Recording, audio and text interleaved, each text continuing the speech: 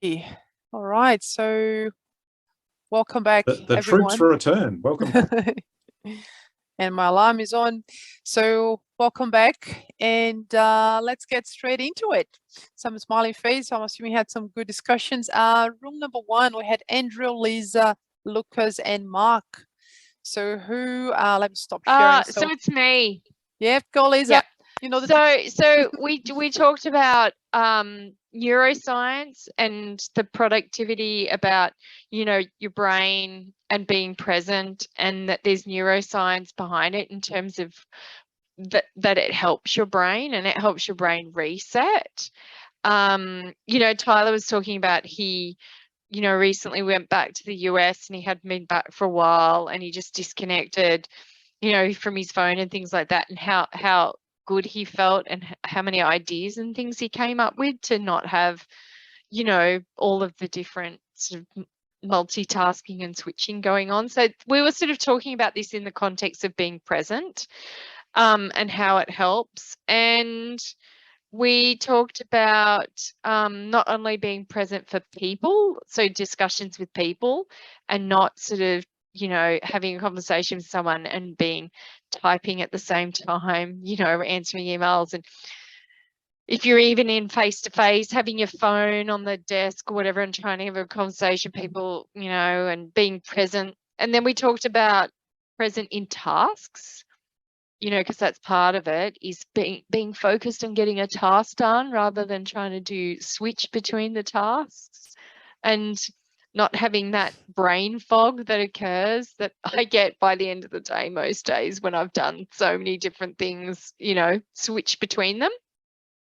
And I was actually saying that we have a Wellness Wednesday at Accenture, and it was today, and we heard from a guy called Daniel C. S-I-H is his surname. Yes, okay. He spoke. Have you heard of him?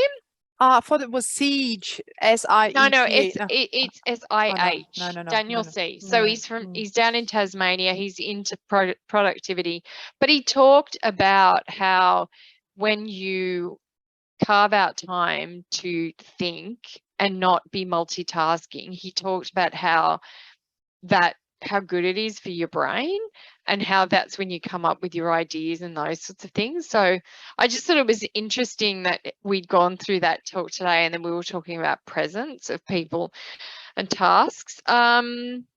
And we talked about some interesting books and podcasts to listen to. Dr. Michael Mosley, Just One Thing. Mark, you were saying that that's a really good podcast to listen to. And Baroness Susan Greenfield. Hopefully I got that right. Was that right? Yeah, that was right. Yeah. Yeah. So research around the structure of the brain and how, I guess the neuroscience, I was going back to that in terms of what happens to your brain when there's lots of, just short bursts. And we were kind of contemplating what it's like for sort of teenagers in particular, like who are, constantly multitasking, and they're really good at sort of scanning and doing lots of little things, but not so good at going deep and focusing. So all in all, acknowledging basically how important it is to be present, whether it's with people or tasks. That's the summary. Brilliant. Thanks so much, Liz. I could comment for 10 minutes, but I want to listen to you guys. I'm not going to say. Keep going. Andrew, Lucas, and Mark, what would you like to add to Liz's summary? Just maybe one of the themes we talked about is habit. And presence is a habit. Presence with tasks and presence with people is a habit. And there's so many things that are, that we're having to swim against, particularly COVID and particularly on Zooms and Teams all day, that actually discourage us from being present and actually make it harder to form habits, or conversely cause us to have habits to be, paying attention to 5 things at the same time poorly. And so it makes it even more important that we cultivate the habit of presence. And some of those things that we're talking about, the podcasts, are related to the connection between habit and presence, and being conscious about those things is what I took from this. Precisely, Andrew. And if I had one comment, is that's one of the key findings from neuroscience, that our brain shape and structured is shaped by the way we use it. So according to our habits, so the more we multitask, the more our brain it's prone to multitasking. The more we focus, the more our brain will be prone to focus. So yeah, spot on. Thank you. Mark and Lucas, additional comments, if any? No. No? It's everything was saying. Yeah, no. Okay, Mark. I mean, that was yeah, it was a great summary. I think you know, I think we were really just honing in on the fact that, you know, giving ourselves space to be present, and, you know, almost like, you know, giving ourselves permission to be present as well, you know, not making it a task within itself, or pressure within itself, just giving us space, you know, giving us space to be present, and then also to daydream when you need to daydream, and let your brain do what it needs to do. There is value in that, especially for creativity, on that daydreaming quadrant there. Thanks, Mark. Excellent. Thank you all. Thanks, Lisa, for the fantastic summary. So let's move to room number 3. We had David, Devinda, Kelly, Phil, and Ram. So who would like to kick off the summary for room number 3? Yeah, I will. But you'll hear some background noise from my 4-year daughter. But that's apologies for that if you do that.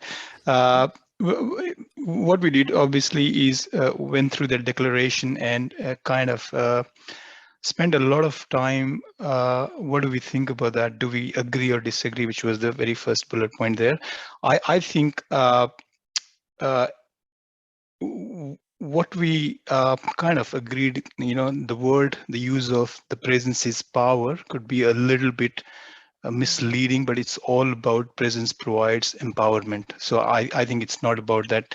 So it maybe there was a contextual thing there in terms of, you know, let's use it's basically a tool to empower people if you are present there wholeheartedly. So I think we spent a lot of time talking about that, and we were in fierce agreement on that. And then we spoke about a lot of distraction, which distract you away from being present in the moment. And I think we spoke a lot about, you know, people going into the meetings with their laptops and you know, someone talking and they're looking down and doing something and doing multitasking. So, and someone's phone's ringing, etc. So that's obviously is distraction.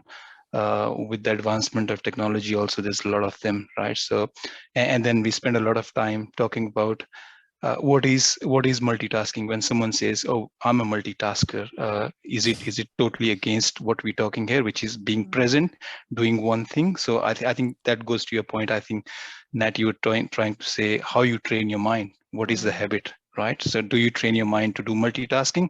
Then yes, that's what you're gonna do, right?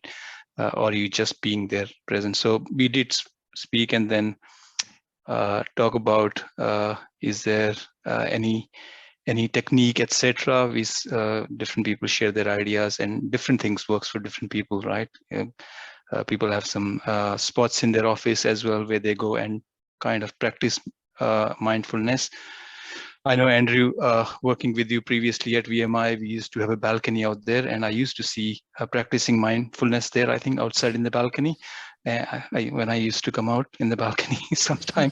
So, yes. And you knew when to interrupt me and when not to. Yeah, that's right. I used to see you close your eyes, and I thought, let's not talk to Andrew for now. So, yeah.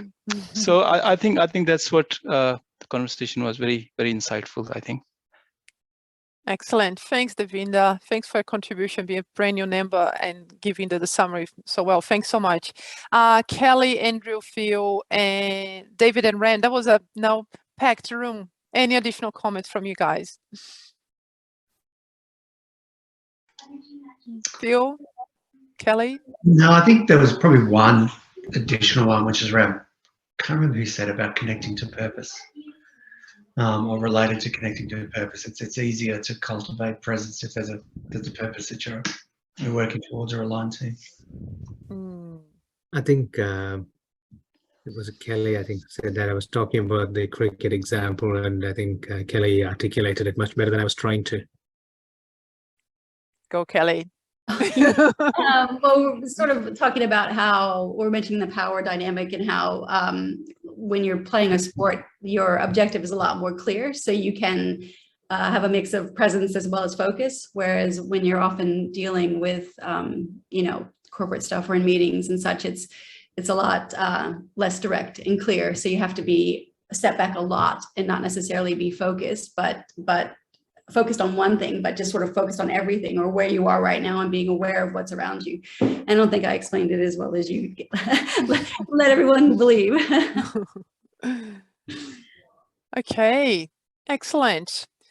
All right, so I think that's the summary of the 2 rooms. I'll just bring back the slides, and we're doing okay with time. I thought we were running late, which is good. So I'd love to hear from everyone, because we can. No, real short, maybe 30 seconds to 1 minute max each person. What has been your key takeaway from these 90 minutes that we're just now about to spend together? So if there is one thing, because it's great to have those conversations, we get insights, we get ideas, but what is the one thing that you are willing to do differently, or the one thing that was really remarkable that hopefully you are taking away from this investment of your precious time here? So if someone has that kind of clear, please unmute yourself and go, and then I'll just go around the clock. Otherwise I have to pick on someone. I'll go. Okay, Oh, you great. go. You go, Kelly. I'll go next. Okay. Look, I'm just really relieved, I think, to know that these conversations are happening, because like I mentioned in my current environment, they just not the current, but the last one just weren't happening, and it just felt like just an awareness of what's going on around you was missing. And so just hearing these conversations, and especially the depth that they're happening, it's just really just a relief. And that presence is good for me. Thanks, Lisa. Thanks, Kelly. Who would like to go next? Maybe I will. One thing I've just experienced through this last hour and a bit is that when I'm really present and I'm locking eyes with an individual, when I'm having a conversation with them, or I'm really focused on the one task at hand, I think there's this deep sense of satisfaction, of accomplishment that comes with it as well.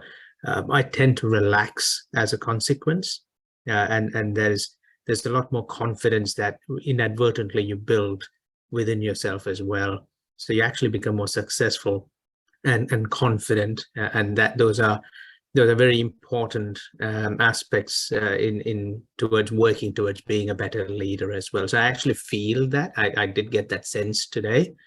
So that's my real takeaway. Thanks, Ram. Mark, you're nodding. I'm gonna pick on you next. I was yeah, I think my reflection is probably a little bit meta, I suppose. It's just talking about being present, I think, is it makes you feel more present. I think, this conversation, it's just a good reminder. It sort of it creates a bit of calmness in and of itself, I think, which I think is is good. As we've all said, it's a bit harder right now when we're all remote, and where occasionally somebody's you in a room of people where somebody all of a sudden freezes. That doesn't happen normally in real world. So just talking about being present and thinking about it is a nice space to be in. Thanks, Mark. Devinda, would you like to go next, or did someone unmute? Yeah, I think so. I think it's important point you made, Mark. I think consciously talking about something which is not that clear. I think it makes it powerful. But I think for me, I think personally, takeaways. Obviously, I met few of you. I knew few of you before, but I think that was important. But I think one thing which strike me now is people have different perspective, and I think you gotta be mindful of that, and that's important. That's everywhere in the workplace where there's human. There's gonna be different perspectives. So I think one needs to be mindful of that. So Thanks, Davina, that's which clear.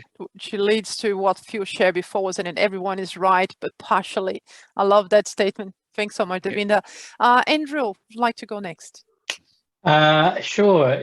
Yes, I like that point that Mark just made. I take away one main thing, which is that, well, present, it's easy to say, and we can decide to be present, but cultivating the habit of presence, I'm going to create some habits of cultivating the habit of being present, if you know what I mean. And I've just set aside some time to do exactly that, to put some structure in to bring myself back to the habit of being present. That's very badly worded, but yeah, I think you see what I mean. And the other thing that I took away just now, I think it's just at the end of the conversation, I realized that, yes, we can be present in a task. Get this done. Don't concentrate on anything else, get this done. Concentrate on being present with a person, in interacting with this person. But and the other thing to sometimes be present in is just being and just the situation, and actually not with a task or even an individual in mind. And that is a slightly different kind of presence, just as important. And it comes back a little bit to the just giving a space to, maybe it's to daydream, but even that sounds a little bit task oriented to me. I'm daydreaming so that my creative brain will come up with some fantastic ideas that I'll put to a task later. No, that's not why to do it, just because you should be able to be present in being. So that is a bit of a revelation for me, I think. Thanks, Andrew. Yeah, you're going very deep. Awareness, there is a spectrum, right? There is a spectrum of awareness, and what you're saying, it's open awareness, as I'm hearing. Yes. Thank you. Maybe a bit too deep with 4 minutes to go, but thank you. Very valid. David Cooper, your takeaway. For me, my takeaway is that presence is a journey. As I was saying to my group, I was in a meeting today, exec meeting. I thought I had presence. I thought I was focused, and then someone started up with a keyboard right next to me, and it was very loud, very clicky. It's all about adapting, and learning, and then learning how to adapt to that again. So for me, it's just understanding the presence. That journey to presence is an evolution. Thanks, David. Lucas. I take two things. One is that to helping leaders to be a leader and to teach them how to be a leader. And the second thing that we have too many distractions in nowadays to be a present, and we need to rid of them. Thank you, Lucas. Phil. Yeah, I think I'm going to go learn about power. The last statement about presence is power. It's actually got me thinking about, I've read it for a long time, about sources of power. Why is power important? And so it's a little bit of a segue, but I think that's the takeaway for me. Thank you. And Michael, last not least. I kind of like the concept from room one, which was basically the digital detox is a good way to increase your presence.